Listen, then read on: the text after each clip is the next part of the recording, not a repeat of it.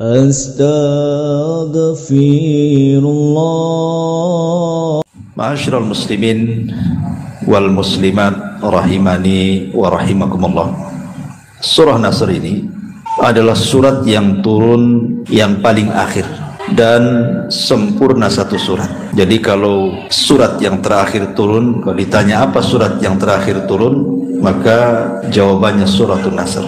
Tapi kalau ayat yang terakhir turun, ada yang mengatakan surah Al-Maidah ayat 3, Al-yawma akmaltu lakum dinakum wa atmamtu alaikum ni'mati wa raditu lakumul islam madina. Ada yang mengatakan surah Al-Baqarah, wattaqu yawman turja'una fihi ilallah. Nah, Suratun Nasr sendiri Allah Subhanahu wa taala berfirman, idza jaa nasrullahi wal fath wa ra'aitan nas yadkhuluna fi dinillahi afwaja fasabbih bihamdi rabbika wastaghfir innahu kana tawwaba. Apabila datang pertolongan Allah dan juga pembebasan kota Mekah, maka engkau bisa melihat manusia datang berbondong-bondong masuk ke dalam agama Islam.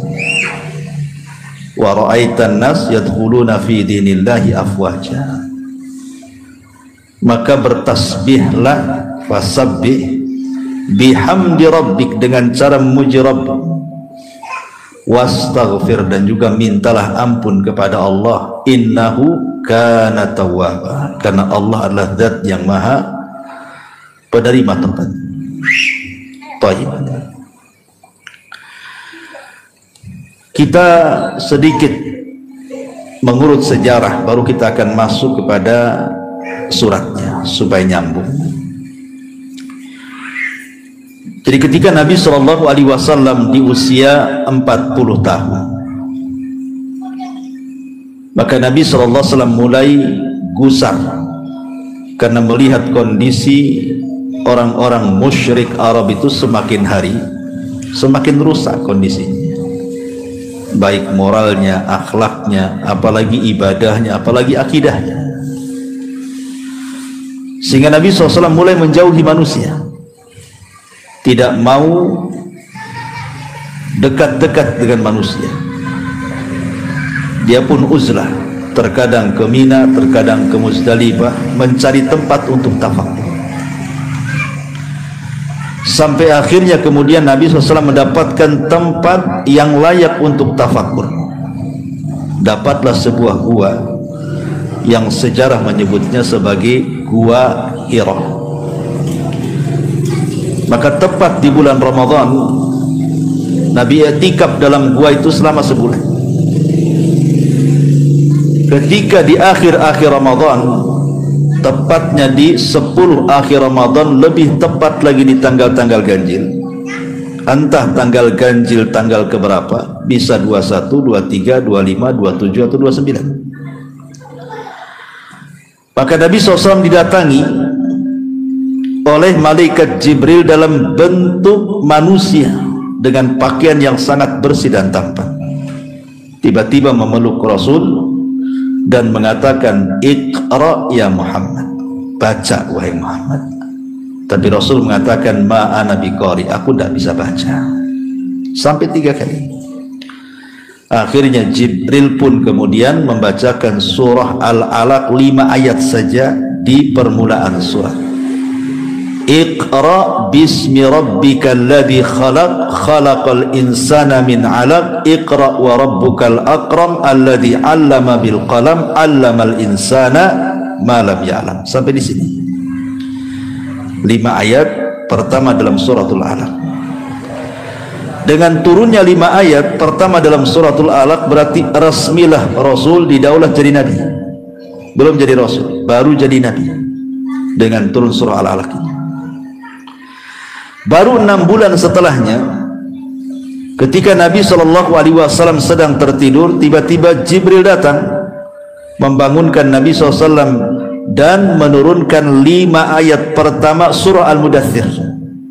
Ya ayyuhal mudaththir kum fa'anzir wa rabbaka fakabbir wa thiyabaka fatahhir wa rujza fahjur wa la tamnun tastakthir wa li rabbika fasbir. dengan turunnya 5 ayat pertama dalam surah Mudaththir, berarti resmilah Rasul didaulat menjadi Rasul, maka dia menjadi Nabi dan Rasul. Bahasa sejarah, ahli sejarah mengatakan nubbi'a bil alaki wa ursila bil mudaththiri, diangkat jadi Nabi dengan turunnya surah Al-Alaq dan diangkat menjadi Rasul dengan turunnya surah Al-Mudaththir. Maka Nabi SAW pertama kali berdakwah kepada siapa? Kepada istrinya, Khadijah. Dialah orang yang pertama masuk Islam, belum ada orang masuk Islam. Justru Khadijah itulah wanita pertama menjangkau semua laki-laki. Baru setelah itu Ali bin Abi Thalib masuk juga ke dalam Islam, karena memang Ali satu rumah dengan Nabi, anak angkat. Kemudian setelah itu disusul budaknya Zaid ibnul Harithah. Maka di muka bumi ketika itu tidak ada yang sholat kecuali 3 orang, Nabi SAW, Khadijah, dan Ali. Itulah orang yang pertama kali sholat, belum ada orang sholat ya. Baru setelah itu Islam menyebar keluar. Pertama kali orang luar yang masuk Islam adalah Abu Bakar. Dari sini lengkap, dari kalangan orang dewasa Abu Bakar, dari kalangan wanita Khadijah, dari kalangan anak-anak Ali bin Abi Thalib, dari kalangan budak Zaid ibnul Harithah. Kan lengkap jadinya. Baru dari tangan Abu Bakar inilah Abu Bakar mengajak teman-teman seprofesinya. Masuklah Utsman ibn Affan. Setelah itu masuklah Abdurrahman ibn Auf ke dalam Islam. Masuklah Abu Ubaidah ibnul Jarrah. Masuklah Tolha. Masuklah Zubair, yang kemudian disebutkan dalam satu redaksi hadis sebagai 10 sahabat yang dijanjikan masuk surga, karena mereka as-sabiqunal awwalun, yang pertama-tama masuk Islam. Baru setelah itu menyeluruh kemana-mana, satu persatu kemudian tertarik masuk Islam, terutama dari kalangan budak. Abu Bakar Siddiq memerdekakan mereka karena keislaman mereka, dari Zunairahnya, kemudian dari Abdullah ibn Uraikidnya, kemudian bukan Abdullah ibn Uraikidnya, Bilal ibn Rabah, Khabbab ibn Arad ya. Banyak lagi dari kalangan budak juga masuk Islam. Tapi tidak pesat perkembangan Islam di awal dakwah. Kenapa? Karena tantangannya berat. Nabi SAW harus bermusuhan dengan orang-orang musyrik Arab yang dipimpin oleh Fir'aunnya umat ini, Abu Jahal dan teman-temannya, sehingga terhalanglah dakwah Nabi SAW dengan banyak rintangan dan halangan, tekanan, intimidasi, bahkan sampai pembunuhan, di mana keluarga Ammar ibn Yasir dibunuh oleh siapa? Abu Jahal. Pertama ibundanya Sumayyah dibunuh, ditusuk kemaluannya dengan tombak sampai mati, naudzubillah. Dan Sumayyah inilah wanita pertama mati syahid. Belum ada orang mati syahid, justru perempuan. Subhanallah ya, di sini kemuliaan perempuan nih. Yang pertama kali masuk Islam perempuan Khadijah, yang pertama kali mati syahid juga perempuan, Sumayyah ibunda Ammar. Disusul dengan suaminya juga ditusuk lambungnya dengan tombak sampai tembus ke punggungnya, mati juga Yasir ini. Belum lagi kemudian sahabat-sahabat yang lainnya. Khabbab ibn Arad setiap hari disundut dengan besi panas oleh majikannya supaya murtad, tapi tak murtad juga. Ketika kemudian tekanan-tekanan dakwah sudah tidak mungkin lagi Rasul berdakwah, akhirnya kemudian Nabi SAW pun setelah meninggalnya Khadijah, kemudian meninggalnya Abu Talib, tahunnya disebut Amul Hazni, maka Nabi SAW mulai mencari daerah baru. Rasul pun ke Taif, tapi orang-orang Taif justru mengusir Nabi juga. Orang Mekah menolak dakwah, orang Taif juga menolak dakwah. Dari sinilah kemudian ada syariat hijrah. Maka Nabi SAW kemudian menyuruh para sahabatnya untuk hijrah semuanya bagi orang yang punya kemampuan, kecuali orang-orang yang tidak punya kemampuan karena lemah. Maka sebagian besar sahabat hijrah ke kota Madinah, termasuk yang hijrah ke Habasyah pun suruh pulang dan bergabung ke kota Madinah. Di Madinah inilah maka kekuatan Nabi SAW semakin hari semakin bertambah. Tapi masalahnya Rasul dihadapkan dengan musuh baru, orang-orang Yahudi. Kalau di Mekah kan orang-orang musyrik, di Madinah pula musuhnya tambah orang-orang Yahudi. Sementara orang-orang musyrik Arab masih tetap saja walaupun Rasul sudah di Madinah. Tetapi dengan izin Allah Subhanahu wa taala, Islam dengan mudah tersebar di kota Madinah. Kenapa? Karena penduduk Madinah itu hatinya lebih lembut dibandingkan penduduk Mekah.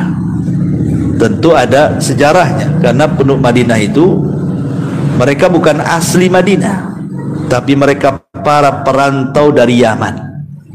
Dua kabilah besar, Khazraj dan Aus itu kan kakek buyut mereka dari Yaman. Dan Yaman itu dikenal dalam sejarah, kata Rasul, Arab kukulu, lembut hatinya. Makanya mudah menerima Islam, sehingga dua kabilah besar dengan sekejap saja semua masuk Islam, Khazraj dan Aus itu, yang belakangan disebut Ansar. Sementara orang-orang muhajir itu tidak banyak jumlahnya.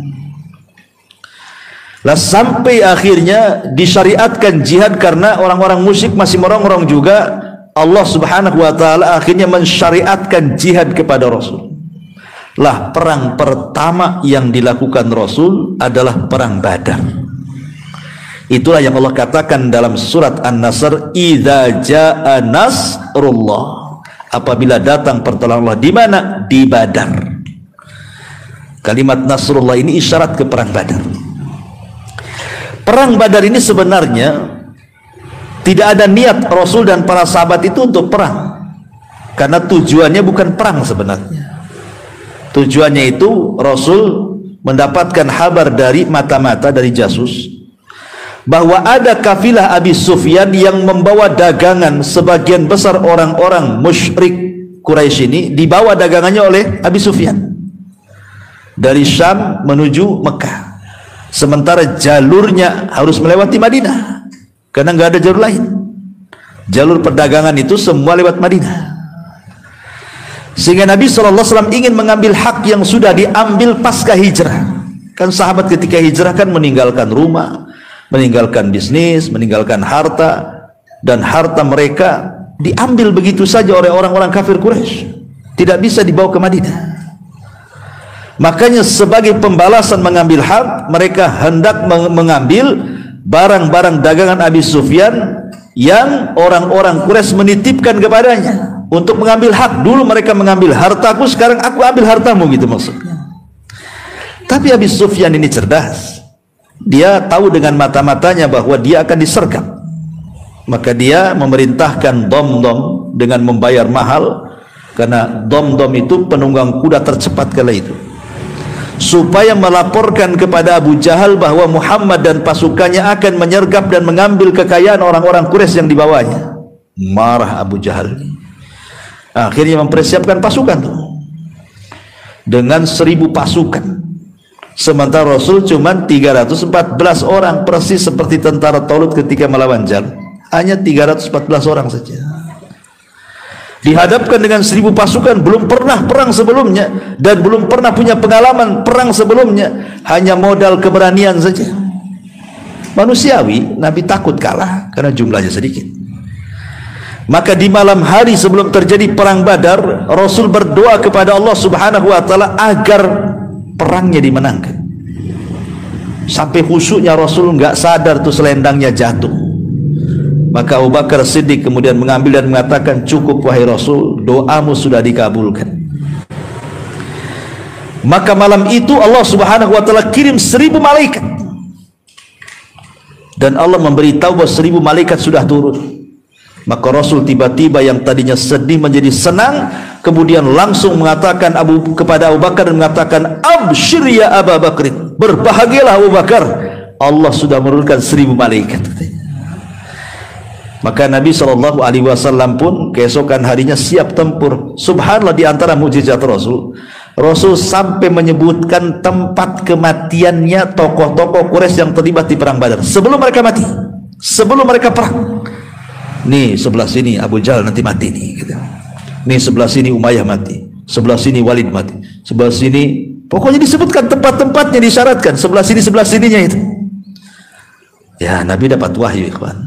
Ya, antum tidak bisa ke pasar nih sebelah sini kalau jualan laris. Mana bisa tuh? Jangan sebelah situ tuh, sial nanti. Antum siapa dapat wangsit dari mana? Gitu. Nabi dapat mujizat, tahu gitu ya. Betul, ketika terjadi perang, hampir 90% pembesar bahkan tokoh Quraisy mati di perang Badar. Dan kematiannya persis tempat-tempat yang disyaratkan Rasul. Abu Jahal di situ, Umayyah di situ, persis. Dan itulah kemenangan yang gemilang. Kenapa? Tentu tidak lain karena pertolongan Allah dan kemudian para malaikatnya. Karena semalamnya kan sudah dikirim 1000. Saat perang kemudian ditambah lagi menjadi 3000. Ketika berkecamuk perang ditambah lagi jadi 5000. Dipimpin langsung oleh Jibril menunggang kuda namanya Haizum. Kudanya Jibril itu. Siapa kudanya Jibril namanya? Haizum. Makanya Jibril mengatakan perkataannya itu ya Haizum, ya wahai Haizum, bersegeralah engkau serang mereka. Kaidum Haizum, Kaidum Haizum, itulah perkataan Jibril. Subhanallah, sahabat bingung, mereka belum menghunuskan pedang. Kenapa? Mereka sudah pada bergeletak mati ya. Banyak korban masalahnya, yang ditawan saja 70 orang tuh. Subhanallah, kemenangan yang gemilang luar biasa yang mengokohkan posisi Nabi di kota Madinah sehingga tidak diremehkan lagi orang Yahudi masalahnya. Karena 300 melawan 1000 menang, itu kan menjadi pembicaraan orang jadinya kan. Ini berarti bukan kaleng-kaleng di pasukan nih. Kok bisa 1000 orang dikalahkan gitu? 70 orang pula kena tawanan. Allah menangkan di perang Badar. Kemudian setelah banyak peperangan dilalui Nabi SAW, sampailah ke perang Khaybar. Khaybar ini musuhnya bukan orang musyrik, orang Yahudi. Dan Khaybar ini juga salah satu tafsir dari idza jaa nasrullah, apabila datang kemenangan Allah, pertama di Badar, kedua di Khaybar. Kalau Badar musuhnya orang musyrik, kalau Khaybar musuhnya Yahudi. Rasul perang melawan Yahudi itu 4 kali. Pertama perang Bani Qunaiqa, kedua perang Bani Nadir, kemudian ketiga perang melawan Bani Quraidah, dan terakhir di Badar. Terakhir di Khaybar. Dan Khaybar itu kota yang sangat kaya dengan kurma di zaman itu. Ya. Dan di benteng, orang Yahudi suka buat benteng masalahnya. Kelilingi benteng itu kotanya itu, susah masuk. Sehingga Nabi SAW untuk mengalahkan Khaybar itu kesulitan karena harus membobol benteng masalahnya. Dikirim pasukan Abu Bakar gagal, Umar gagal, terus tidak bisa merobohkan benteng, berhari-hari itu ngepung Khaybar itu.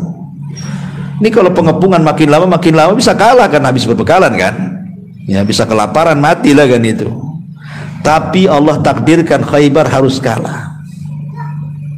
Akhirnya Nabi SAW pada satu hari mengumpulkan pasukan dan mengatakan, besok kita akan membobol gerbangnya Khaybar dan akan dipegang bendera kepemimpinan perang oleh seorang laki-laki yang mencintai Allah dan Rasulnya dan dicintai Allah dan Rasulnya. Di tangannya kemenangan. Oh, langsung ada wahyu kemenangan. Akhirnya Nabi SAW tidak ngomong siapa orangnya ya. Pagi buta para sahabat sudah nunggu di kemah Nabi itu. Maunya mereka yang pegang bendera, termasuk Umar sendiri mengatakan, aku tidak suka menjadi pemimpin, tapi kali ini aku suka katanya. Aku pengen yang memegang bendera katanya. Kenapa? Karena Nabi mengatakan orang itu mencintai Allah dan dicintai Allah dan Rasulnya. Ada tazkiyah di situ. Dan di tangannya kemenangan, pasti menang. Ya. Tetapi ketika Nabi SAW keluar, rupanya yang dicari tidak ada yang kumpul, termasuk Umar pun tak dicari. Justru Ali cari yang nggak ada. Kata Nabi SAW, Aina Ali, katanya. Mana Ali? Kok nggak ada? Rupanya Ali yang ditunjuk. Kemudian dikatakan, ya Rasul, Ali lagi sakit matanya. Maklumlah di padang pasir banyak debu, mungkin masuk debu ke matanya, kelilipan, sakit mata gitu kan.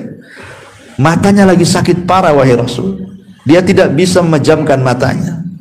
Yang lain sajalah katanya. Kan banyak sahabat, kenapa mesti Ali? Tapi Rasul mengatakan, Aina Ali, datangkan Ali kemari.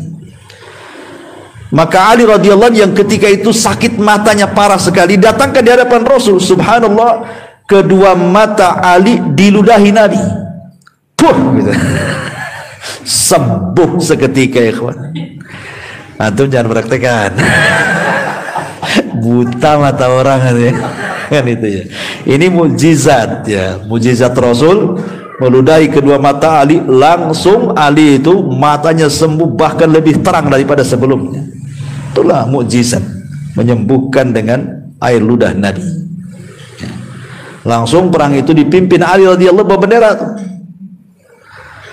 Lah ketika berhadapan di tentara Khaybar ini, yang kokoh, yang kuat itu yang orang Yahudi kan punya ilmu, cerdasan itu. Maka adalah pegulat hebat Yahudi itu namanya Marhab. Itu kalau gulat tidak pernah dikalahkan. Dan perang di zaman itu tidak langsung main perang.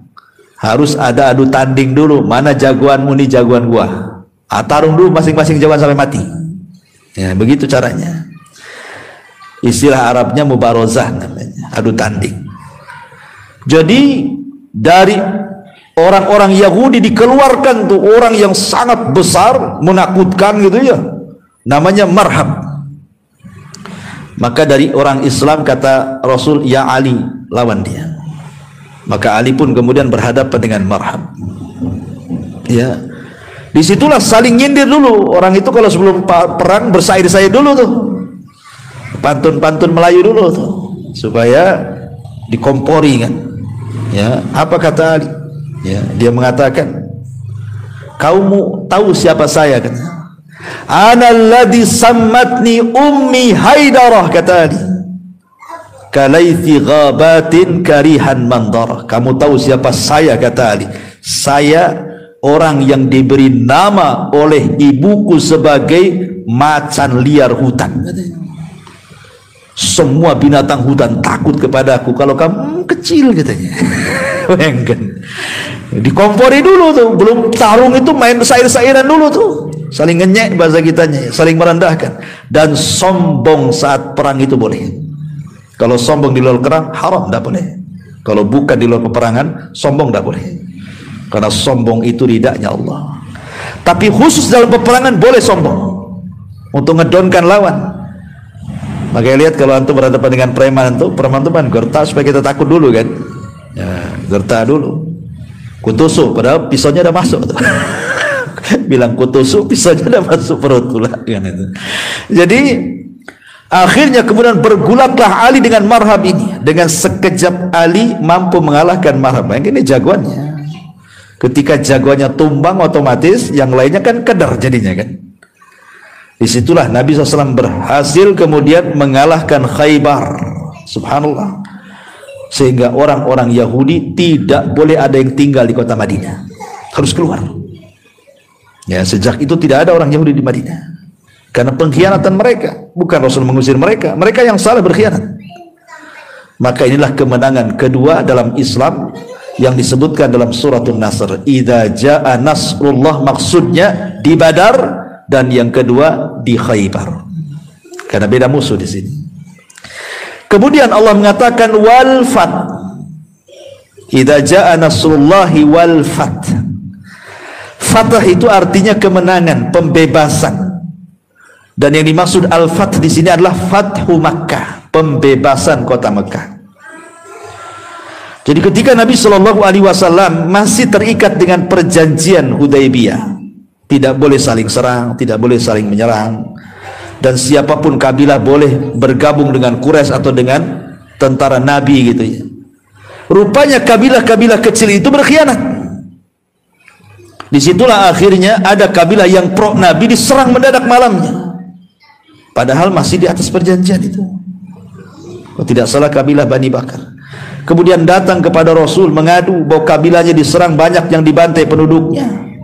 Maka Rasul pun marah, berdiri dan mengatakan, Nusir, Nusir, kata Rasul, engkau akan ditolong, engkau akan ditolong. Marah Nabi. Maka Rasul mempersiapkan pasukan besar. Untuk apa? Menyerbu Mekah. Mereka sudah berkhianat, mereka sudah merobek perjanjian. Maka Nabi mau pasukan banyak mengarah ke Mekah. Subhanallah. Padahal sebelumnya orang Mekah ini sudah ketakutan. Lobby Rasul lewat Abi Sufyan gak berhasil. Tetap saja Rasul mengirim pasukan besar ke Mekah.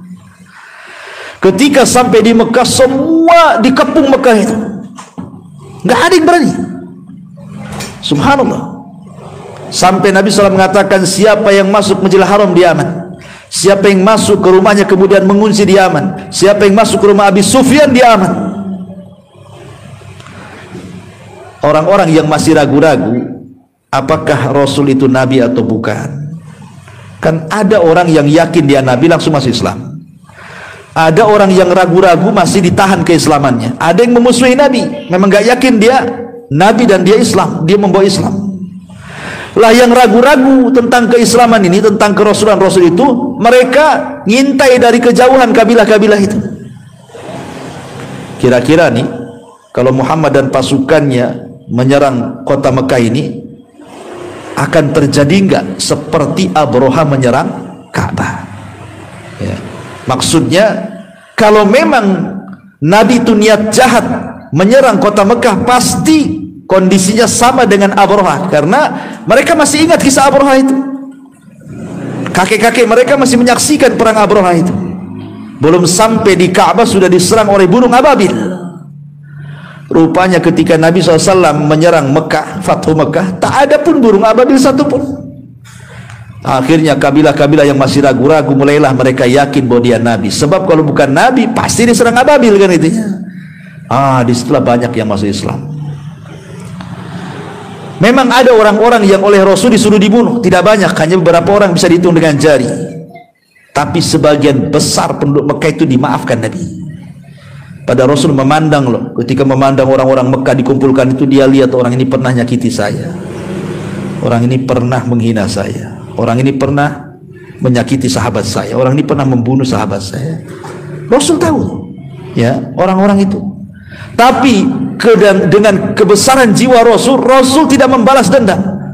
Tapi Rasul mengatakan, idhabu fa antumut tulaqa, pergi, kalian sudah kumaafkan, katanya. Kalau antum gak yakin, orang itu udah nyakiti anak itu, kurang ajar, katanya. Awas. Itu kalau kita kan itu ya, pokoknya nengok wajah nyakiti kita aja udah terbakar kita. Awas saja, katanya kan. Ya. Jadi itulah bagaimana watak Rasul, sifat Nabi SAW. Terkadang satu pelajaran bagi kita, bagaimana Nabi itu tidak membalas orang yang menyakitinya, karena tujuan dia bukan melayani orang yang menyakitinya, tujuan dia itu merangkul supaya orang-orang itu masuk ke agamanya. Ada tujuan besar daripada melayani orang yang menyakiti dia. Sebab kalau hanya melayani orang-orang yang menghina dia, yang mengatakan dia tukang sihir, mengatakan dia gila, mengatakan perangkai syair, macam-macam, habis energinya hanya untuk melayani orang itu. Kapan dakwahnya? Jadi Rasul tidak melayani orang-orang menghina dia, karena dia punya tujuan inti untuk mendakwahkan Islam ke seantero dunia. Ya. Ma'asyiral muslimin yang dimuliakan Allah Azza wa Jalla, ketika kemudian Rasul berhasil tuh mengepung Ka'bah, Rasul ingin memberikan pelajaran kepada penduduk Mekah, di mana orang-orang yang dulu dianggap rendah saat mereka berada di Mekah, seperti Bilal bin Rabah, dianggap rendah. Kenapa? Karena budak dulunya, tidak ada harganya, namanya budak bisa dijual belikan.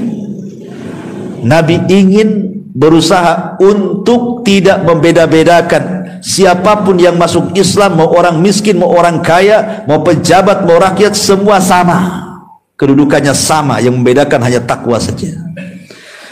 Maka Nabi SAW langsung naik ke Bukit Safa. Setelah naik ke Bukit Safa berceramah, kemudian Rasul mengarah ke Ka'bah. Yang dicari oleh Rasul, aina Bilal? Mana Bilal? Mana Bilal, katanya. Tiba-tiba Bilal dari kerumunan orang mengatakan, saya di sini wahai Rasul, di sini. Ya, naik kok ke Ka'bah. Ka'bah tinggi, cemana naiknya kalau ada tangga? Yalah.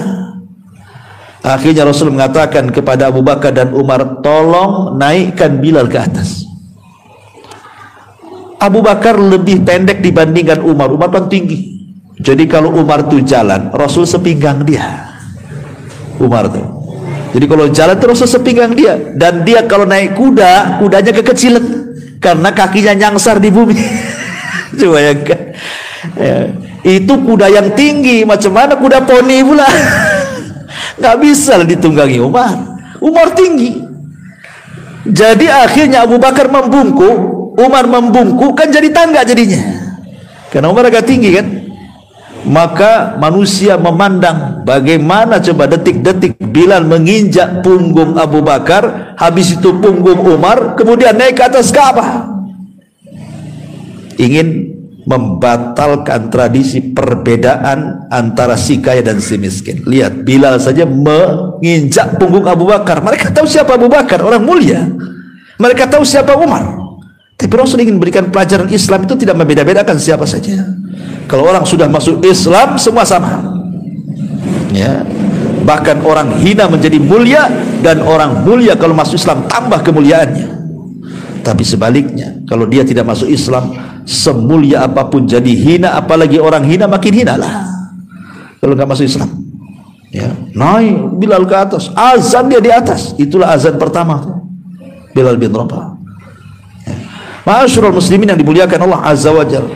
Setelah itu Rasul masuk dengan Bilal ke dalam Ka'bah, kemudian sholat 2 rakaat.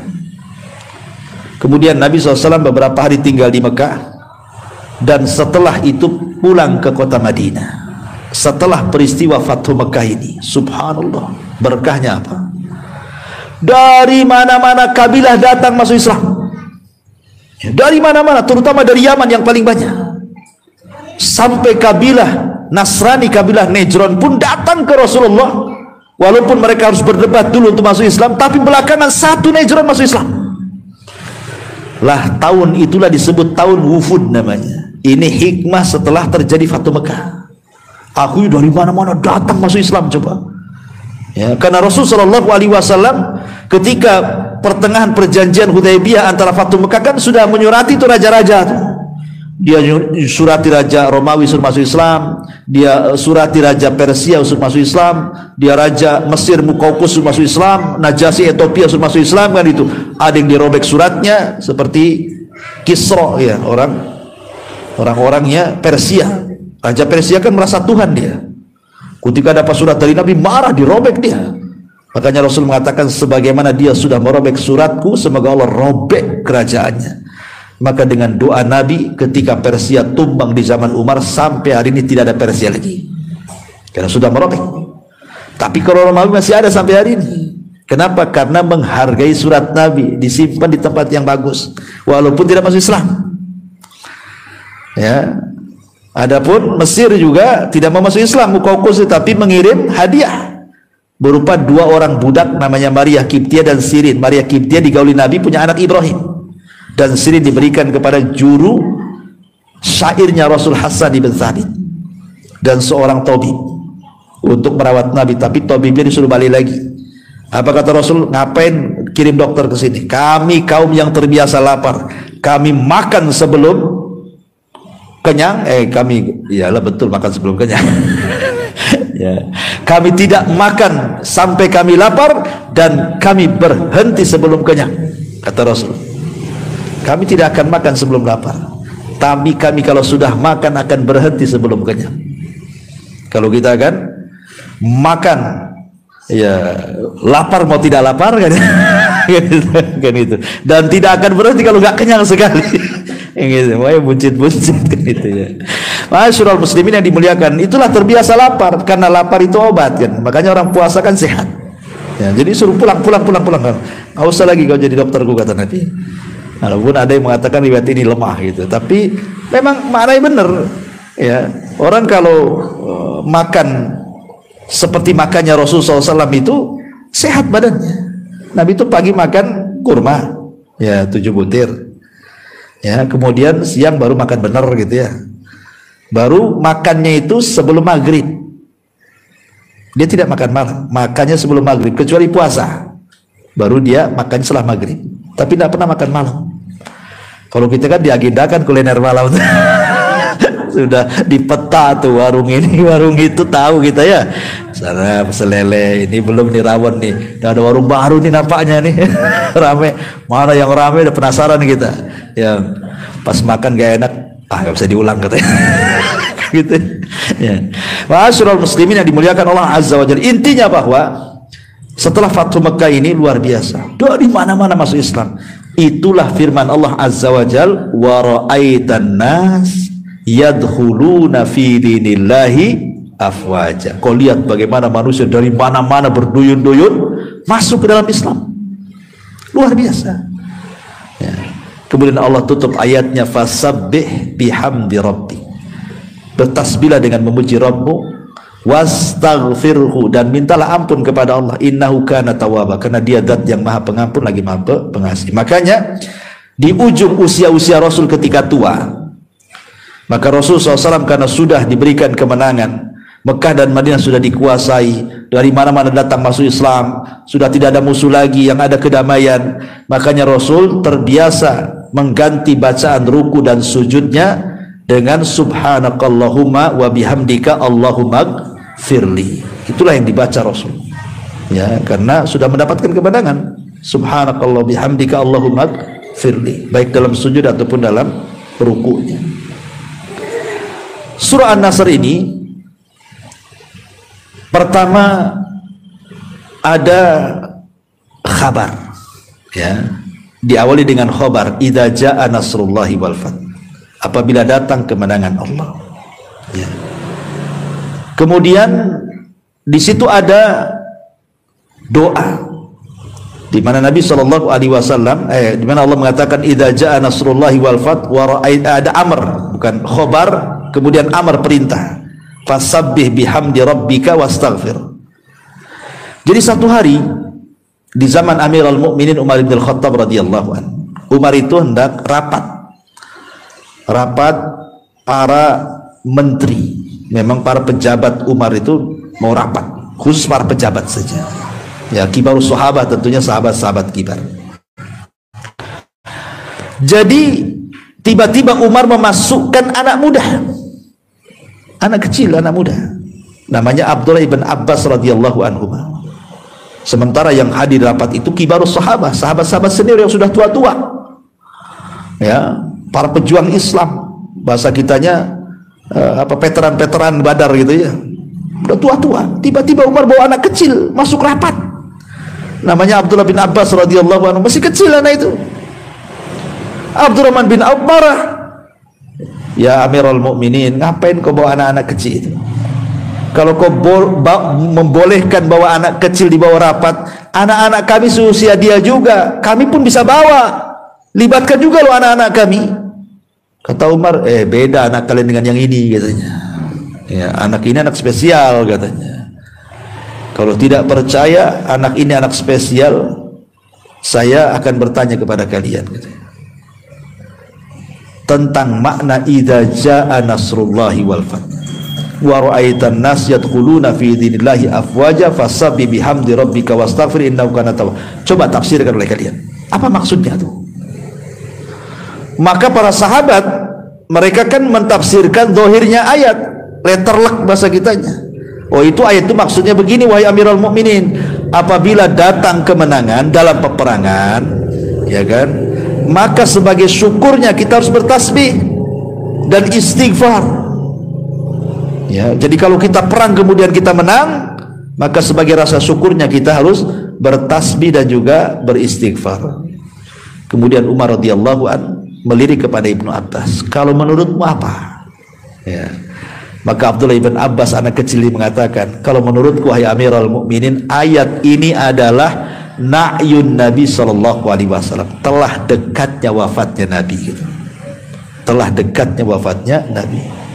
Kok kamu tahu? Kata Umar, apa hujahmu, apa dalilmu? Maka Abdullah ibn Abbas mengatakan, ya, karena pertama Allah memberikan kemenangan. Yang kedua, Allah memberikan anugerah semua orang datang masuk Islam. Ya. Lalu tugas Nabi apa lagi? Sudah menang perang, manusia sudah masuk Islam semuanya. Apa tugas Nabi? Berarti kan sudah selesai tugas Nabi. Kalau sudah selesai berarti sudah dekat ajalnya. Maka Umar mengatakan, sodaqta, kau benar. Maka barulah kemudian sahabat-sahabat senior itu baru mengakui kecerdasan Ibnu Abbas. Karena Ibnu Abbas itu turjumanul Quran. Dia pemimpinnya, ahli tafsir. Yang didoakan Nabi ketika bayi, Allahumma alimhu fiddin, Allahumma faqihu fiddin wa alimu ta'lima. Ya Allah, cerdaskan anak ini dan pakarkan dalam Quran. Itu doa Nabi. Jadi An-Nasr ini bicara soal na'yun Nabi, telah dekatnya wafatnya Nabi. Karena peristiwanya setelah perang Badar, kemudian Khaybar, kemudian Fathu Mekah, kemudian Amul Wufud dari mana-mana datang. Ketika itu kan Rasul melakukan Hajjatul Wada di tahun ke-10-nya. Pulang dari haji wada itulah tidak lama setelahnya, persis di tanggal 12 hari Senin bulan Rabiul Awal tahun 11 Hijriah Rasul wafat. Jadi dari jarak turunnya ayat ini dengan wafatnya Rasul itu sudah dekat.